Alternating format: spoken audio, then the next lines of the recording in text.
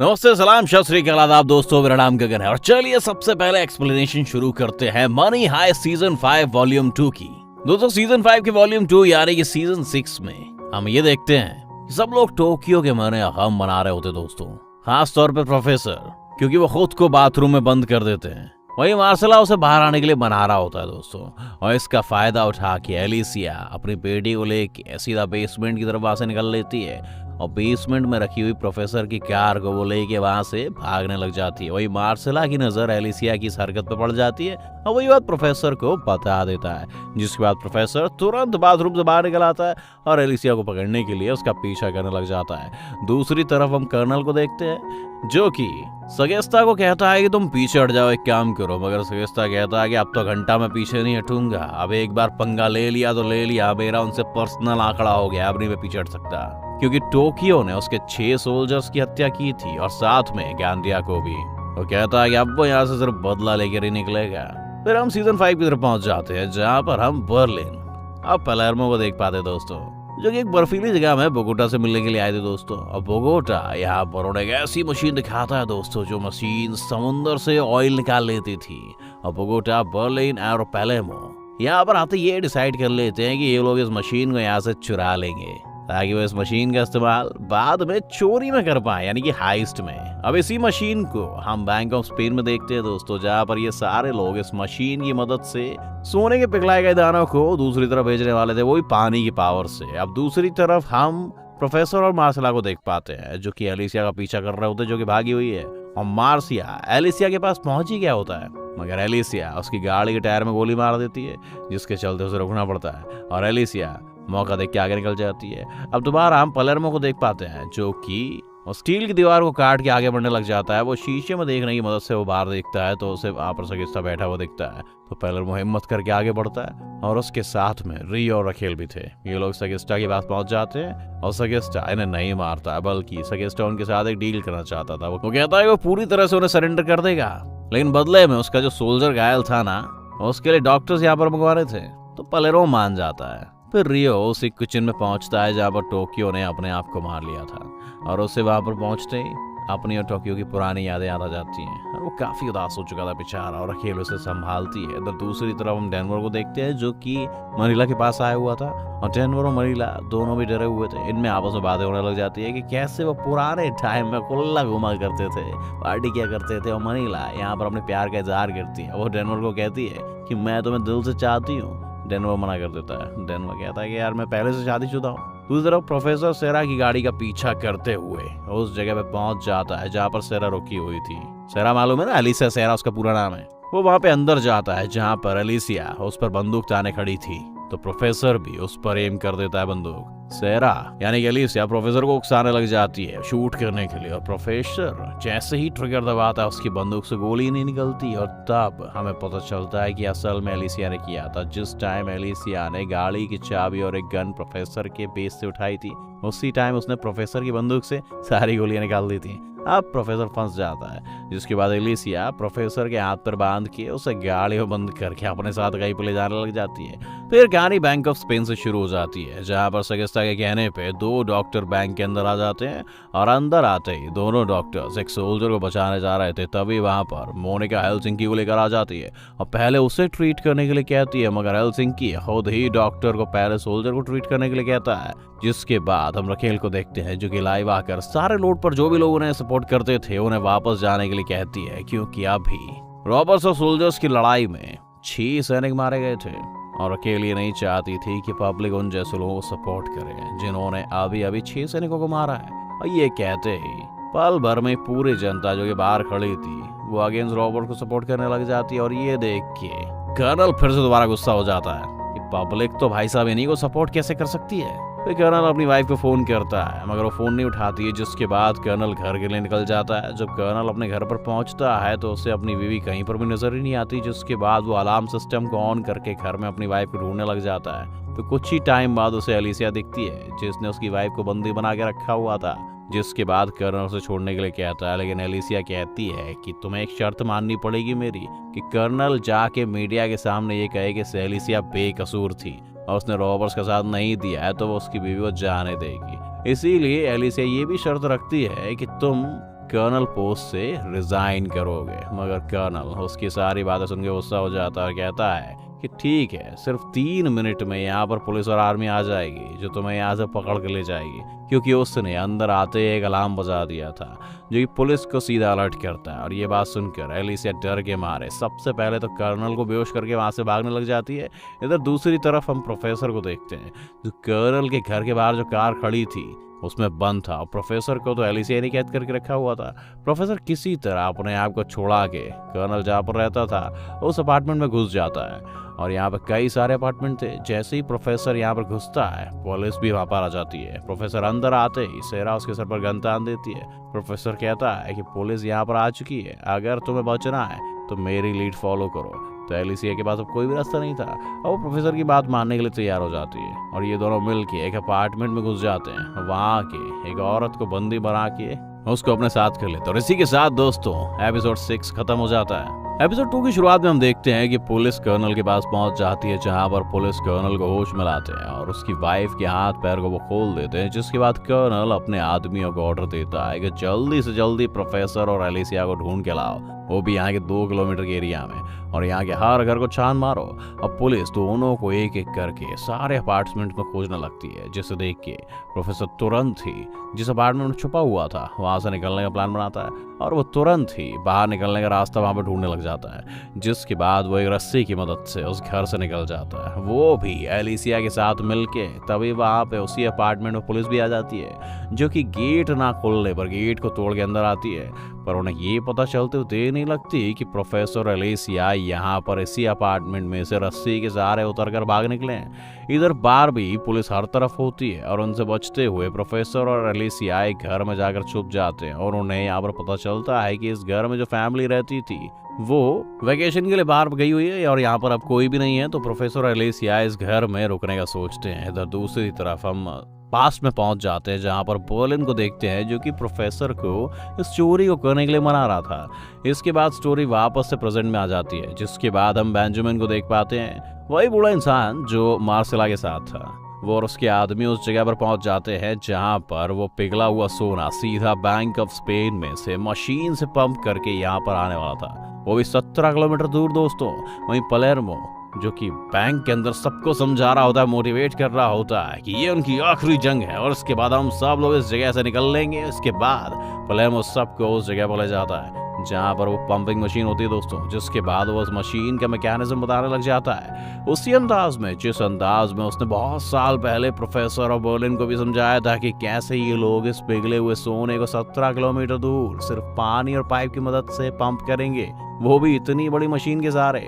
अब सब चीजें समझाने के बाद पलेर्मो पहली बार उस मशीन को स्टार्ट करता है। वहीं दूसरी तरफ बेंजामिन को सोना इकट्ठा करने के लिए और तैयार होने के लिए कहता है। जिसके बाद मशीन स्टार्ट होती है और वो मशीन फुल स्पीड में पहुंचने के बाद उसमें पानी और सोना डाला जाता है। अब इस सोने को सीधा शहर से बाहर 17 किलोमीटर दूर बेंजामिन के पास गिरना था। अब पलेर्मो 10 सेकंड का टाइम लगाता है और सब बेसब्री से 10 सेकंड का इंतजार करने लग जाते हैं। मगर 10 सेकंड बीतने के बाद भी बेंजामिन के पास सोना नहीं पहुंचता है और सब लोग धीरे धीरे निराश होने लग जाते हैं। लेकिन आखिरकार थोड़ी देर बीतने के बाद सोना दूसरी तरफ गिरने लग जाता है, जहां पर लगे हाथ बेंजामिन अपने आदमियों की मदद से उस पिघले हुए सोने को वापस से सोने की ईंटों में बदलने लग जाता है और लगे हाथ वो उन सोने की ईंटों को ट्रक में लोड करवाना शुरू कर देता है। और गाइस ये सोना थोड़ा नहीं बल्कि 90 टन सोना था और इसी सोने की बदौलत पूरा स्पेन चलता था। अगर ये सोना नहीं तो स्पेन अब बैंकरप्ट होने वाला था। सब लोग बहुत खुश थे। वही प्रोफेसर उसी घर में अब तक फिर फंसा हुआ था। इस घर में प्रोफेसर को एक पुराना फोन मिलता है, जिसकी मदद से वो बेंजामिन के पास कॉल करता है। प्रोफेसर को जिंदा देख के बेंजामिन काफी खुश हो गया था। जिसके बाद प्रोफेसर बेंजामिन को एक प्लान बताता है उसे यहाँ से निकालने का, और प्रोफेसर कहता है कि वो अभी उस घर में फंस चुका है और तुम लोगों को यहाँ पे आके उसे निकालना होगा। प्रोफेसर का प्लान था कि बेंजामिन और उसके लोग पुणे की गाड़ी लेके इस एरिया में आएंगे और पुलिस और आर्मी की परमिशन लेके एरिया का कचरा इकट्ठा करने लग जाएंगे। वहीं प्रोफेसर और एलिसिया भी कचरे के डिब्बे में कूद के एक जगह पर छुप कर रहेंगे और बेंजामिन के लोग जो हैं वो कचरे के डिब्बों को गाड़ी में लोड करेंगे। जैसे ही प्रोफेसर और एलिसिया कचरे की गाड़ी में पहुंचेंगे ये लोग यहाँ से निकल जाएंगे और बिल्कुल ऐसा ही होता है। बेंजामिन और उसके लोग प्रोफेसर को वहां से सही सलामत बचा कर ले जाते हैं और ये लोग वापस से उस जगह पर आ जाते हैं जहां यहाँ पर सोना वापस से ईंटों में बदला जा रहा था। और ये नज़ारा देख के प्रोफेसर और एलिसिया दोनों भी दंग रह जाते हैं और उनकी आंखें खुली खुली रह जाती है दोस्तों, इतना सारा सोना इकट्ठा देख के। और इसी के साथ साथ दोस्तों एपिसोड यहाँ पर एंड हो जाता है। एपिसोड 8 यानी कि इस वॉल्यूम के एपिसोड 3 की शुरुआत होती है। यहाँ पर हम देखते हैं कि आखिरी कुछ टन्स गोल्ड ही बचा होता है और इससे देख के सभी लोग बहुत खुश हो जाते हैं और जश्न मनाने लगते हैं। वहीं कुछ ही टाइम बाद बैंक से अब सारा सोना खाली हो जाता है, जिसके बाद पलेर्मो मशीन को बंद कर देता है। मगर किसी तरह बार कर्नल और बाकी सब लोगों को इस मशीन की पंपिंग की आवाज उनके कंप्यूटर्स में सुनाई देने लग जाती है और वह सभी लोग आपस में इस आवाज के बारे में बात करने लगते हैं। और बाहर इन्हें पता चल जाता है कि चोरों के पास कोई तो ऐसी मशीन थी जिस मशीन की हेल्प से लोगों ने सोने को कहीं बाहर निकाला हुआ है। जिसके बाद कर्नल समझ जाता है कि पक्का इन लोगों ने बैंक से सारा सोना खाली करके किसी पानी भरने वाली जगह में भेजा होगा। जिसके बाद कर्नल एक टीम को उन एरियाज की खोज करने के लिए लगा देता है जो बैंक के पाइप सिस्टम से जुड़ी हुई थी। और ये 7-8 जगह थी दोस्तों और इतने सारे एरियाज को पुलिस को सर्च करने में काफी टाइम लगने वाला था। वहीं हम प्रोफेसर को देखते हैं और यहाँ पर काम जोरों शोरों से चल रहा था दोस्तों और काफी तेजी से सोने को ईंटों में बदला जा रहा था और इन ईंटों को ट्रक में भरा जा रहा था। जिसके बाद हम देखते हैं कि डेनवर और मोनिका आपस में बातें कर रहे होते हैं और कुछ देर के लिए डेनवर कमरे से बाहर जाता और मोनिका अब अकेली थी। और मोनिका को लिफ्ट के पास किसी के होने का एहसास होता है और वो वहां पर किसी की आवाज भी सुनती है, जिसके बाद उसे ऐसा लगता है कि टोक्यो उसे बुला रही होगी। और मोनिका उस जगह की तरफ जाने लग जाती है और वो जैसे ही लिफ्ट के अंदर से नीचे जाती है तो उसे एट्रेसिया दिखती है, जो कि असल में एक सोल्जर थी और वो सोल्जर सेगिस्टा की टीम की हिस्सा थी जो कि जिंदा बच चुकी थी। और यही एट्रेसिया सोल्जर सेगिस्टा के बताए हुए इसी प्लान पर काम कर रही थी, यानी कि सोल्जर सेगिस्टा के 2 आदमी जिंदा बचे हुए थे और उसमें से सिर्फ एक आदमी को डॉक्टर्स की ट्रीटमेंट दी गई, वो भी सेगिस्टा के द्वारा, क्योंकि सेगिस्टा का कुछ दूसरा ही प्लान था। अपने दूसरे सोल्जर को उसने काम सौंपा था और गाइस याद रखना इसी प्लान के चलते कुछ ही टाइम बाद प्रोफेसर की टीम को यहाँ पर झटका लगने वाला होता है। उससे पहले यहाँ पर मोनिका को झटका लगता है कि उसने अभी जिस सोल्जर एट्रेसिया को देखा वो असल में टोक्यो की आत्मा थी दोस्तों, ऐसा उसको लगता है, जिसकी वजह से वो डर की वजह से गोलियां चलाने लग जाती है। तब वहां पर डेनवर आ जाता है और वो मोनिका को किसी तरह शांत करता है और बाद में मोनिका डेनवर को बताती है कि उसने टोक्यो की आत्मा को देखा है। और डेनवर को लगता है कि मोनिका अभी स्ट्रेस में है और वो उसे संभालने लग जाता है। इधर हम सोल्जर एट्रेसिया को देखते हैं जिसे मोनिका के द्वारा चलाई गई गोलियों में से एक गोली लग गई थी, जिसके बाद वो खुद ही उस गोली को निकाल के अपने जख्मों को साफ करने लग जाती है और उसे सिल के उसे ढकने की कोशिश करती है। उसके बाद वो अपने मरे हुए साथियों की लाशों को एक जगह पर रख के उनकी जेब से कुछ निकाल लेती है। वहीं दूसरी तरफ हम पुलिस को देखते हैं जो कि एक एक करके हर उस जगह पर जा रही थी जहां पर बैंक ऑफ स्पेन की पाइपलाइन पानी वाली जुड़ी हुई थी। और काफी जगह पर ढूंढने के बाद अभी तक सिर्फ पुलिस के हाथ में कुछ भी नहीं लगा था। और इसी बीच दोस्तों हम एक फेक पुलिस टीम को देख पाते हैं और इस फेक टीम को याद रखना आप, क्योंकि काफी मजा आने वाला है। ये फेक पुलिस वाले उसी जगह पे बढ़ने लगते हैं जहाँ से सोना आया था और प्रोफेसर और उसकी टीम यहीं पर थी। और जैसे ही फेक पुलिस उस रास्ते में एंटर करते हैं, बेंजामिन को पता चल जाता है कि कुछ पुलिस वाले यहाँ पर आ रहे हैं, पर उन्हें ये नहीं पता कि ये असल में फेक पुलिस है। जिसके बाद प्रोफेसर के लोग हथियार लेके पुलिस से लड़ने के लिए तैयार हो जाते हैं, मगर प्रोफेसर सबको मना कर देता है और सरेंडर करने के लिए कहता है, क्योंकि अब तक काफी खून खराबा हो चुका था और इस खून खराबे में प्रोफेसर ने अपने काफी सारे लोग खोए थे और अब वो खून खराबा नहीं चाहता था। और पहली बार प्रोफेसर को भी फेक पुलिस और असली पुलिस में अंतर नहीं दिखता, और पर फिर भी प्रोफेसर का एक आदमी मार्शल आर्ट सरेंडर करने के लिए बिल्कुल भी रेडी नहीं था, जिसकी वजह से उसमें और प्रोफेसर में लड़ाई हो जाती है और आखिरकार मार्शल आर्ट को अपने बॉस की यानी कि प्रोफेसर की बात माननी पड़ती है। और दोस्तों फिर वहां पुलिस आ जाती है और सबको अरेस्ट करके एक वैन में बंद कर देती है और काफी देर हो जाती है, लगभग आधे घंटे तक वहां पर कोई भी नहीं आता है। प्रोफेसर और उसकी टीम को सिर्फ वैन में ही कैद करके रखा जाता है और आसपास किसी की भी आवाज नहीं आ रही थी। जिसके बाद प्रोफेसर को थोड़ा सा शक होता है और वो गेट के पास जाता है और उसे वहां पर कोई पुलिस नहीं दिखती है। जिसके बाद प्रोफेसर और मार्शल मिलके उस गाड़ी का गेट तोड़ देते हैं और जैसे ही लोग उस गाड़ी से बाहर आते हैं उन्हें दिखता है कि जिसमें 90 टन सोने को उन्होंने अभी अभी ईंटों में बदला था उसे कोई और चुरा के ले गया है, वो भी उनके नाक के नीचे से, इनको बेवकूफ बना के। और ये जो दूसरे चोर थे वो फेक पुलिस के गेटअप में आए थे जिन्होंने प्रोफेसर तक को भी चकमा दे दिया था। और ये तो दोस्तों काफी इंटरेस्टिंग बात थी, यानी कि गाइस कोई तो ऐसा था जो कि प्रोफेसर के प्लान को जानता था। अब वो कौन हो सकता है इसके बारे में तुम्हें आगे ही पता चलेगा दोस्तों। क्योंकि सब कुछ पहले ही स्पॉइल कर दूंगा तो दोस्तों क्या मजा बताने का। चलिए आगे बढ़ते हैं, और इससे पहले हमारे चैनल को सब्सक्राइब जरूर कर दे दोस्तों, अगर आप अभी तक इस वीडियो को हमारे साथ बने हुए तो। अब यहाँ पे दोस्तों सभी लोग बहुत ही मायूस हो जाते हैं क्योंकि 90 टन सोना गायब हो चुका था, और ये 90 टन सोना इतना से आ रहा था जिससे काफी सारे देश चल सकते थे, और स्पेन भी इसी सोने की बदौलत चल रहा था। और इतना बड़ा नुकसान होने के चलते प्रोफेसर अब काफी सुन्न पड़ चुका था, और इसी के साथ साथ एपिसोड 7 यहाँ पर खत्म हो जाता है दोस्तों। एपिसोड 9 स्टार्ट होता है और हम देखते हैं कि प्रोफेसर उनके गोल्ड ट्रक में लगे हुए GPS की मदद से फेक पुलिस को ट्रैक कर लेता है, और हथियार लेके उन्हें मारने के लिए सब लोगों के साथ तैयार हो जाता है, जिसके बाद प्रोफेसर और उसकी टीम निकल पड़ते हैं। मगर वहां पहुंचने पर उन्हें पता चलता है कि वो पुलिस वाले लोग ट्रक को वहीं छोड़ के सारे गोल्ड को दूसरे ट्रक में लोड करके वहां से भाग चुके हैं, क्योंकि यहाँ पर जो ट्रक्स खड़े थे वो अंदर से पूरी तरह से खाली थे। इसके बाद प्रोफेसर के गुस्से का कोई भी अंत नहीं होता दोस्तों, और बाद में वो पलेर्मो को बता देता है कि उनके पास जो गोल्ड था वो सब कुछ चोरी हो गया है। ये सुनते ही पलेर्मो भी चकरा जाता है, क्योंकि गोल्ड ही वो चीज थी जो सारी टीम का मोटिवेशन इतना हाई रखी थी, और गोल्ड ही वो चीज थी जो सबको बाहर निकाल सकती थी दोस्तों। अब पलेर्मो आगे प्रोफेसर को बताता है कि ये काम केवल एक ही औरत कर सकती है जिसका नाम है टाटियाना, और जिन्हें याद नहीं उनको मैं बता दूं कि टाटियाना बर्लिन की एक्स वाइफ थी, जो कि बर्लिन के बेटे के साथ बर्लिन को धोखा दे के उसके साथ रिलेशन में आ गई थी। जिसके बाद प्रोफेसर मार्सेला को वापस उसी वाटर रिजर्वायर में जाने के लिए बोलता है जो कि उनका बेस था, और उससे कहता है कि उस जगह पर जाके पूरी तरह से सारे सबूत मिटा दो ताकि पुलिस को आगे कुछ भी ना मिले। इधर बैंक में धीरे धीरे करके एट्रिसिया पूरे बैंक के जो दरवाजे थे उन दरवाजों को अंदर से खोल देती है। जिन डोर्स पर बॉम्ब लगे हुए थे उन्हें रिफ्यूज कर देती है ताकि बाहर से मिलिट्री तुरंत अंदर आ सके, वो भी बिना किसी दिक्कत के।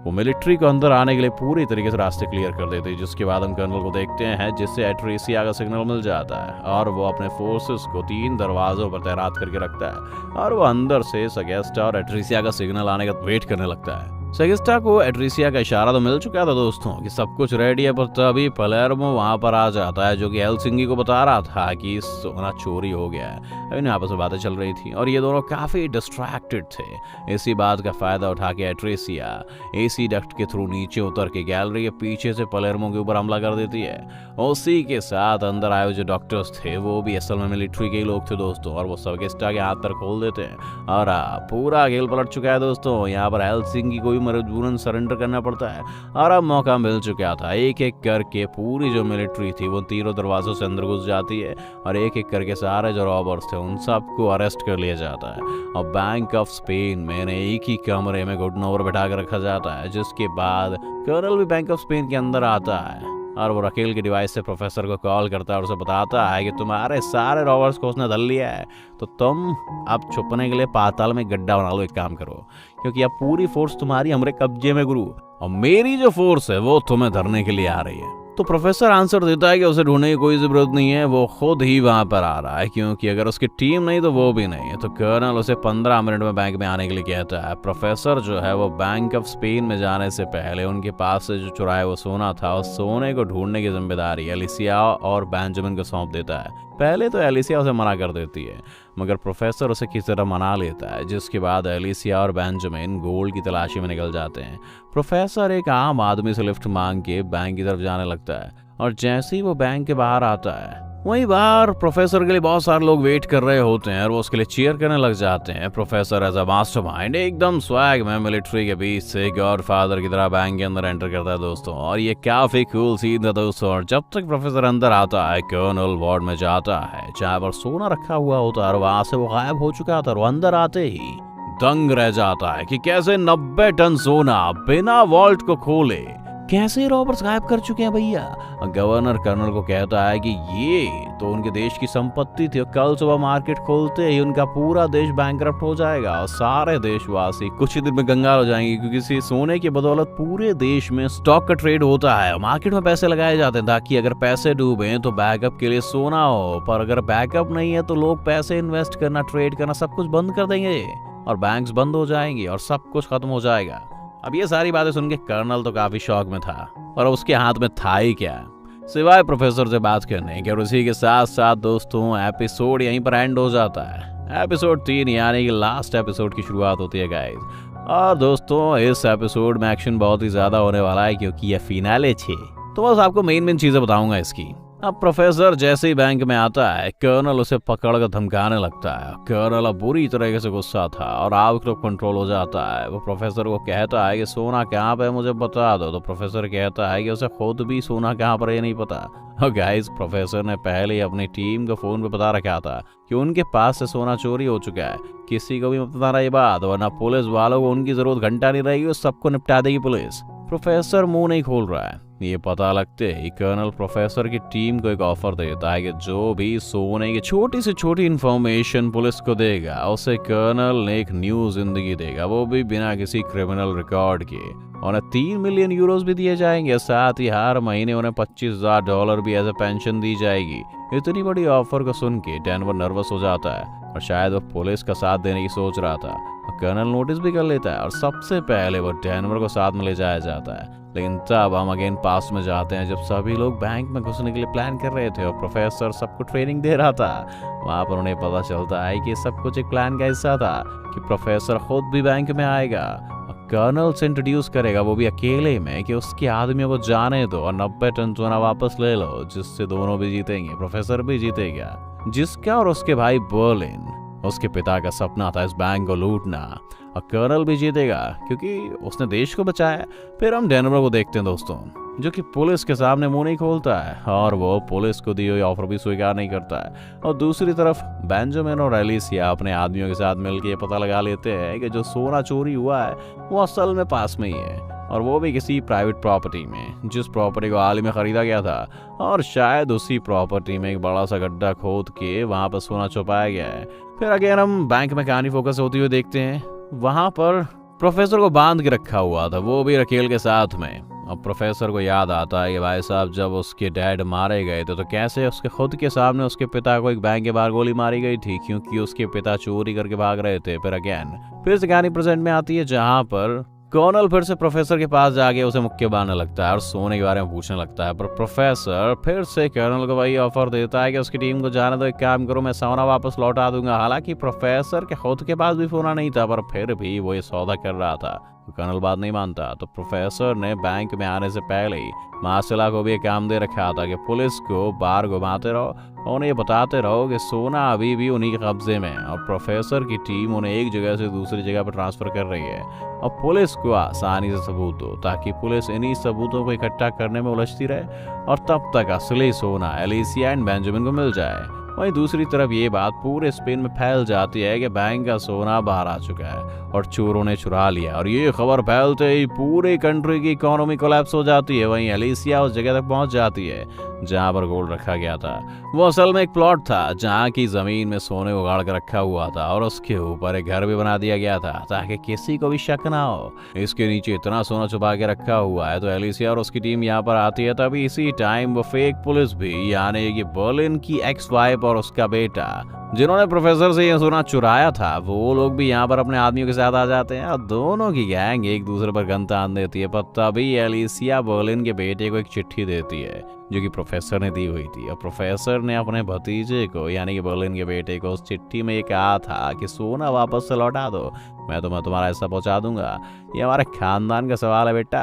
तो बर्लिन का बेटा और टाटियाना सोना वापस प्रोफेसर को दे देते हैं और प्रोफेसर कर्नल को एक ऑफर देता है कि यहाँ जो सोना था वो बस बैकअप के लिए था, और इस बैकअप की आज तक इतने कुछ सालों में जरूरत भी नहीं पड़ी है, जो कि ना कभी आगे पड़ेगी, क्योंकि अगर मार्केट नॉर्मल चलता रहेगा तो बैकअप की क्या जरूरत पड़ेगी, और कई सालों में तो सोना स्पेन वापस खरीद लेगी। तो एक काम करते हैं कि फिलहाल अब बैंक ऑफ स्पेन में फेक सोने की ईंटों को रखवा देते हैं, जिससे मार्केट तो नहीं गिरेगा, और न्यूज में बात फैला देंगे कि पुलिस ने वापस सोने को रिकवर कर दिया है, जिसके चलते देश भी बच जाएगा। केस भी सॉल्व करने के लिए तुम्हें भी हीरो बना दिया जाएगा, और तुम भी झूठ मूठ हम सबको यहाँ पर मरवा दो, और सब लोगों के सामने से हमें एज अ मुर्दा बैग में पैक करके ले जाओ, ताकि सबको यकीन हो जाए कि हम सब लोग मर चुके हैं, और बाद में हम लोग अपने रास्ते और तुम लोग अपने रास्ते। क्या बोलते हो बताओ?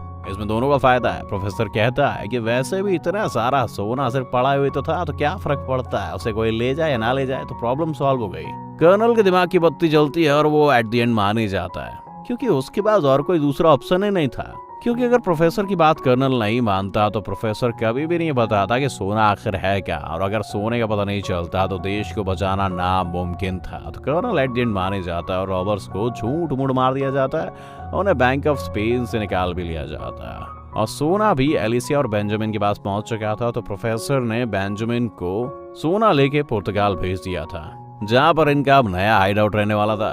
एंड में सभी रॉबर्स हेलीकॉप्टर में एक नई जिंदगी स्टार्ट करने के लिए निकल पड़ते हैं, और इस बार तो इनके पास इतने पैसे थे कि वो लिटरली किसी देश को चला सकते थे। एलिसिया को और बर्लिन के बेटे एक्स वाइफ को भी एट द एंड उनका सोने वाला हिस्सा पहुंचा दिया जाता है, ताकि सभी लोग खुश रहें। और इसी हैप्पी एंडिंग के साथ ये सीरीज यानी कि मनी हाइस्ट पूरी तरीके से यहाँ पर एंड हो जाती है। यानी कि ऑफिशियली मनी हाइस्ट का कोई भी अगला सीजन अब नहीं आने वाला है, लेकिन पता नहीं भैया कोई नया एंगल जोड़ के कब कहां से इनका दिमाग की खोपड़ी की बत्ती जल जाए, कुछ कह नहीं सकते। तो फिलहाल दोस्तों ये थी मनी हाइस्ट की एंडिंग, यानी कि सीजन 5 की वॉल्यूम 2 की डिटेल्ड एक्सप्लेनेशन। आई होप कि आपको पसंद आई होगी दोस्तों। उम्मीद है दोस्तों आपको वीडियो पसंद आया होगा और मेरे बुखार बिंदु से निकले हुए शब्द आपके श्रवण यंत्रों तक पहुंच के सफल हो गए होंगे। गुड नाइट, शुभ रात्रि, शब खैर। मिलते हैं कल एक और मूवी के एक्सप्लेनेशन के साथ। धन्यवाद।